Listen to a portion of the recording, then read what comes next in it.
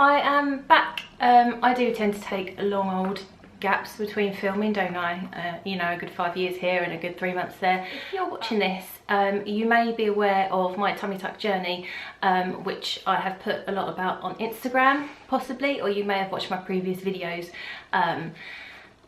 which only were 3 videos long of my tummy tuck journey. So I promised that I was going to vlog every day of my tummy tuck journey, and 3 days in I decided that I wasn't going to do that, unfortunately. I wish I had, but I didn't. So that's that.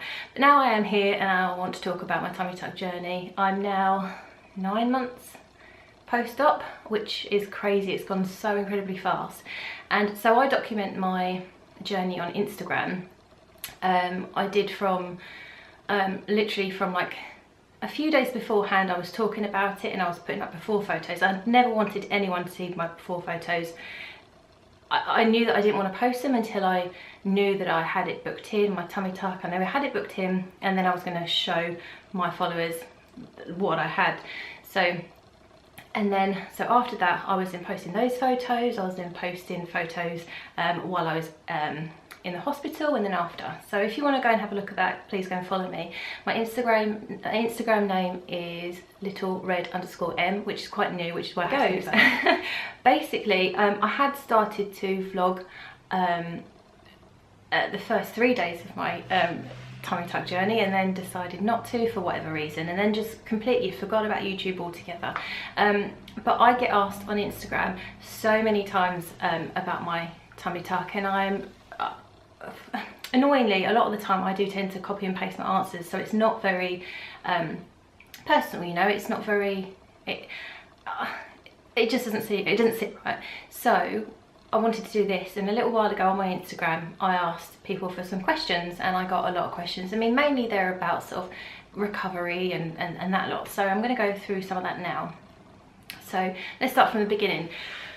Right, well, I've had 2 children, 2 beautiful children, Teddy and Poppy, but they were both born by emergency cesarean, which left me with a very, very droopy belly, a lot of loose skin around my middle.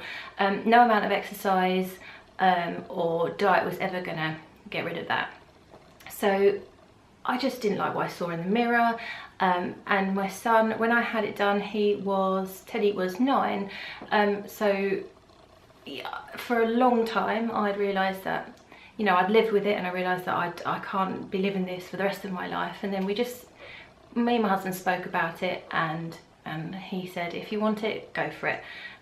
So we did. That gives you a little bit of an understanding as to why I wanted it done. Now I'll sort of go into some of the questions that I've been asked. So a lot of the time people are asking, so how did you choose your surgeon? I had 3 consultations with different companies and different surgeons, and they all came out with different prices, and the surgeons were all great. But when I met my surgeon, whose name is Hassan Sulaiman, at the hospital group, I just loved him from the moment I saw him. He was just such a nice, warm guy, and the way he came across was just wonderful. And you know, when sometimes you just click with someone, and instantly I did with him. With him, the price was more. So the price was more, for instance, I went to a place called My Breast, which is in Huntingdon, which isn't far from where I live, only 10-15 minutes up the road from where I live. And they were going to be, I think it was about £1,200 less.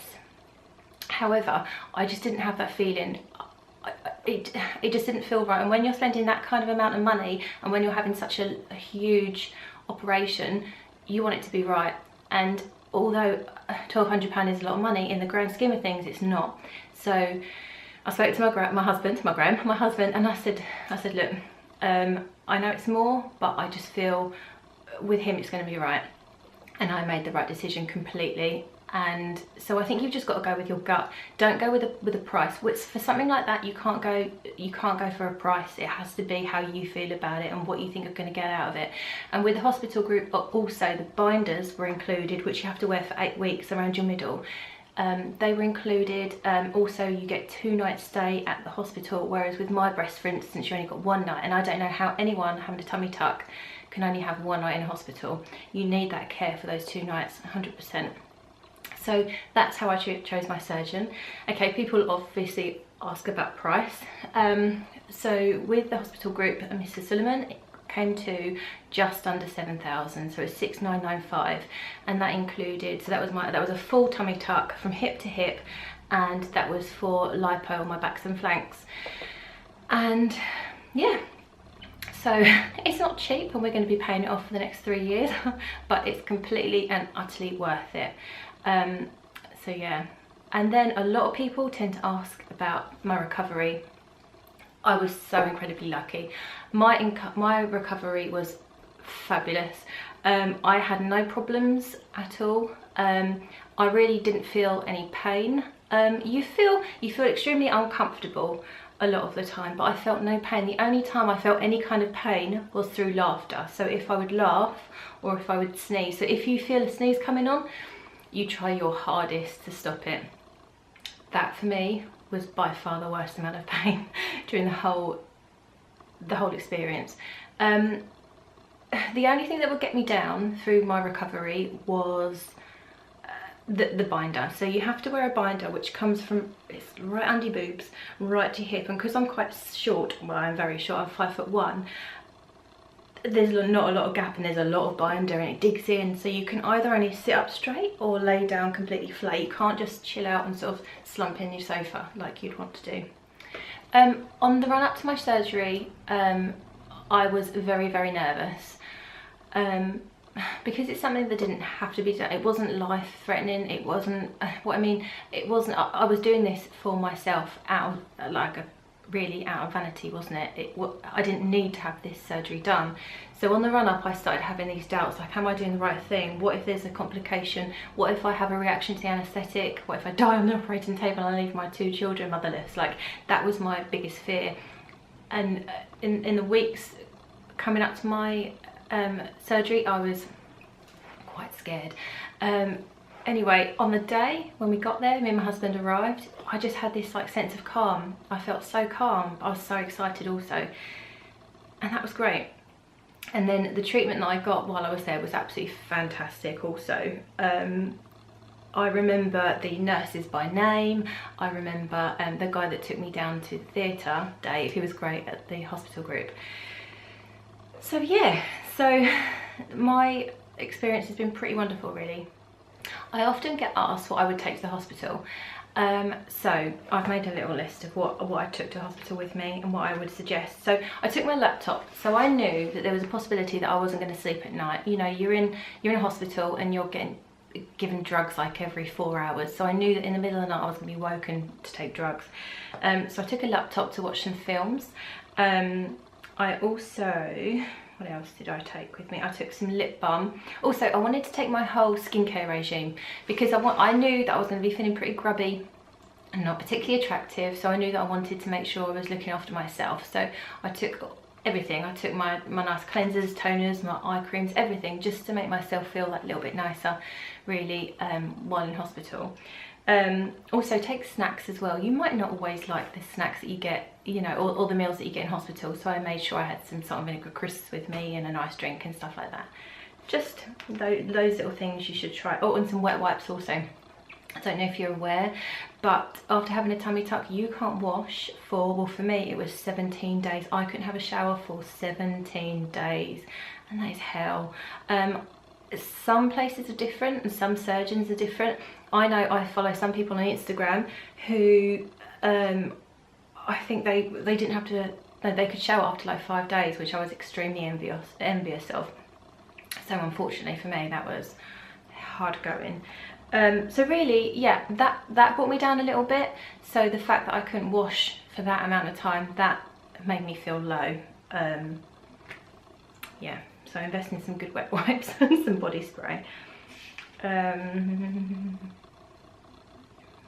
Oh, a tip I've got actually is, if you're going to have it done, don't have it done in the summer. I can't think of anything worse than having it done in the summer and having to wear those binders. Those binders are so restrictive and so uncomfortable, and you feel so hot in them. So I cannot imagine having it done and sweating buckets and then having that around you as well. So I had it done in April, so I felt like timing was perfect for me. So I would definitely suggest that. Any other time during the year, just not the summer. Don't do it. I watched a lot of vlogs. Unfortunately, there's not many UK vlogs of people that have had tummy tucks. A lot of them are in the US, and a lot of them suggest that you should use like a walker to walk around with, or a stick, or be wheeled around in a wheelchair. I don't recommend that at all. Well, I didn't need it personally, so I definitely don't think you would need that. You just need someone with you. You just need someone with you for that first, you know, period of time. One thing that did take longer than I expected was the fact that you crouch forward. You're slumped forward. When you stand, you're slumped forward because you just can't stand up straight. And for me, that lasted about 5 weeks. So it was quite a long time. I was back at work after 2 weeks, and I was walking around the office like this. It was a little bit, but everyone at work was amazing. So that's the thing. I mean, people worry about the recovery, but for me, I was back at work at 2 weeks. I felt amazing. I went in on my first day. I wore a tight dress. I work in an office, but I was wearing a tight dress to work, you know, just because I wanted to show off my new figure, and I loved it. I'm just so happy with what I've got. I will post some photos. I will post some before and after photos also for you, and some. If perhaps at the end I will insert some photos of like the incision, like when I first had it done, and then maybe I'll insert some photos of how it looks now 9 months later, so you can gauge what it looks like. But maybe you need a warning, because the first photo when I had it done, it's quite, I'm still covered in iodine. Is it iodine? Is that the stuff? And it all looks a little bit bruised and gruesome. However, I had a lot of bruising on my right side from the lipo, but you know what, I didn't feel it at all. To follow my journey on Instagram, that's probably the best place. I'm clearly not that natural at doing this, so I'm very active on Instagram. So if you go and follow me, you'll see my before and after photos, which I will insert here at some point, but you will see a lot of my photos. So if you go and look at littlered_m on Instagram, go and have a look over there, and if you've got any questions, do let me know.